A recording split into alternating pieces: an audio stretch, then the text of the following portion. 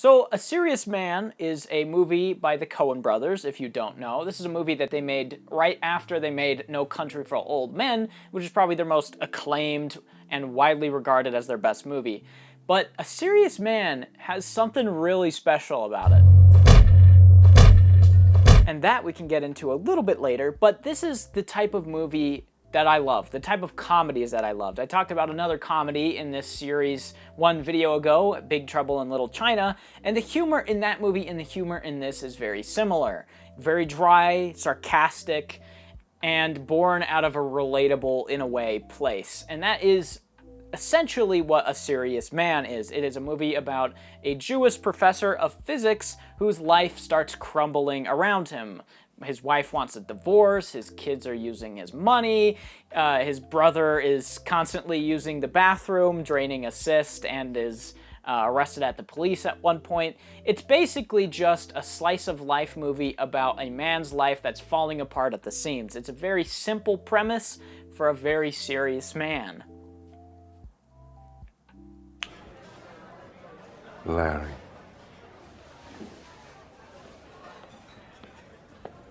How are you?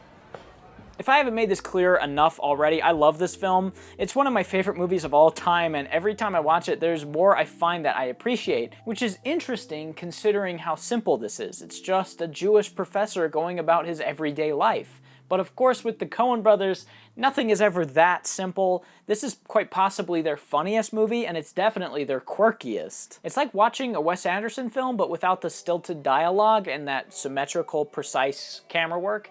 But much like the rest of the Coen brothers' work, the best part of this movie is easily the characters. The uncertainty principle. It proves we can't ever really know what's going on. You got the normal, everyday man in Larry Gopnik, who's our main character, whose life is falling apart at the seams, and he just can't seem to figure out what's going on.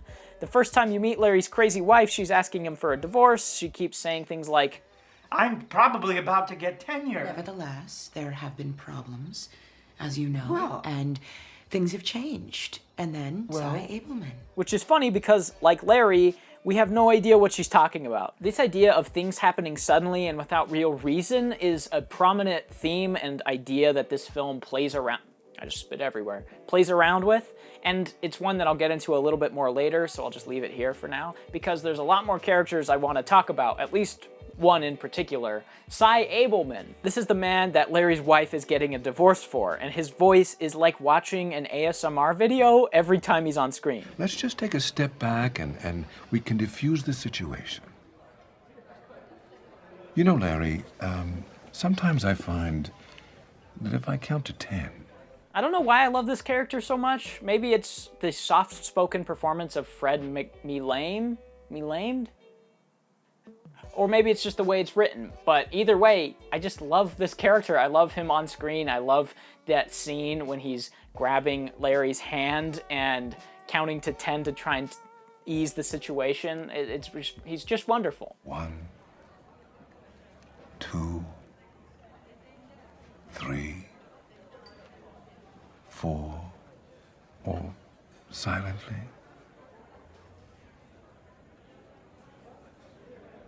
Another thing that I really love about this movie is the humor. This movie's humor is so dry and bleak that a lot of people I don't think will find this funny. I think a lot of people will just see what's happening in this man's life as it crumbles around him as depressing, which it is, but the Coen brothers managed to find the comedy in these horrible, depressing situations. Like Cy Abelman getting in a fatal car accident and dying isn't inherently a funny thing, but the fact that Larry has to pay for his funeral is hilarious because not only is his life going to crap, but he also has to pay for the man's funeral who he is being cheated on by his wife. That's hilarious. Well, that's just not workable. I'm afraid we'll just have to bite the bullet on this thing, Clive, and... Very troubling. Very troubling.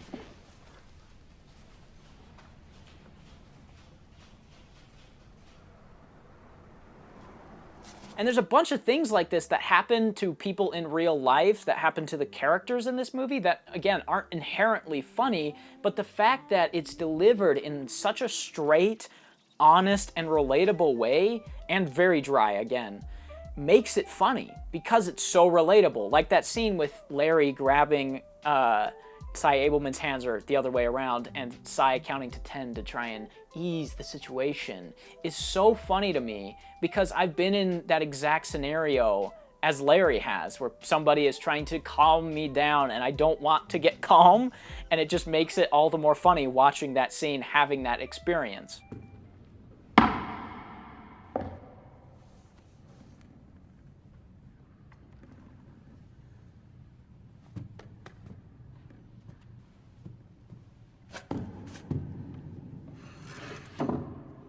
But it also has this really dark edge to it, like when Larry's son's at his bar mitzvah completely high, and everyone is saying afterwards that he did such a good job, it was an amazing experience, but he was high the whole time, which feels like a shot at religion, and I think it is. And that's another thing that I really like about this movie is the messaging and the themes it has. It definitely feels like it's taking shots at religion, to me at least.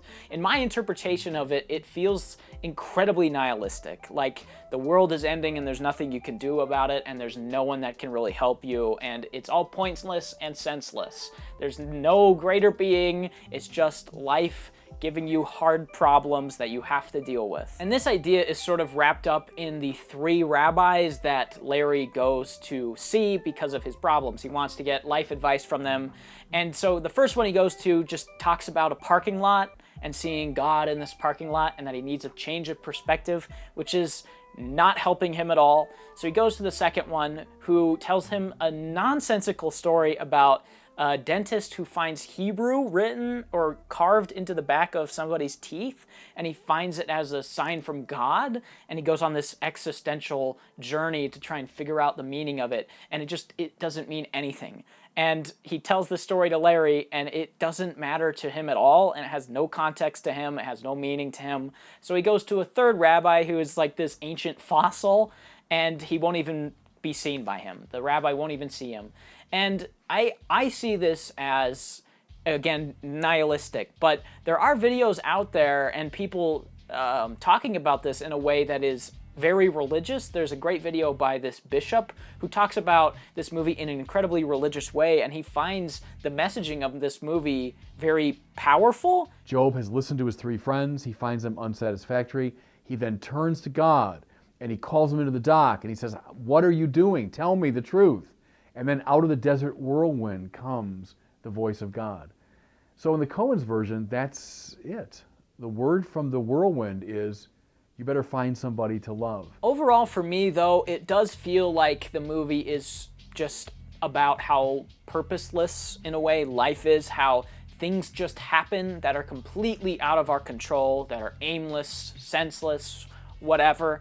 And that kind of plays into what I was talking about earlier with Larry's wife wanting a divorce seemingly out of nowhere. That's sort of how the entire film is presented, how things just seem to happen to him without him doing anything, and he says that a lot. We haven't done anything. But it doesn't really matter. Life doesn't care if you do or don't do anything. Things will happen to you regardless of that fact.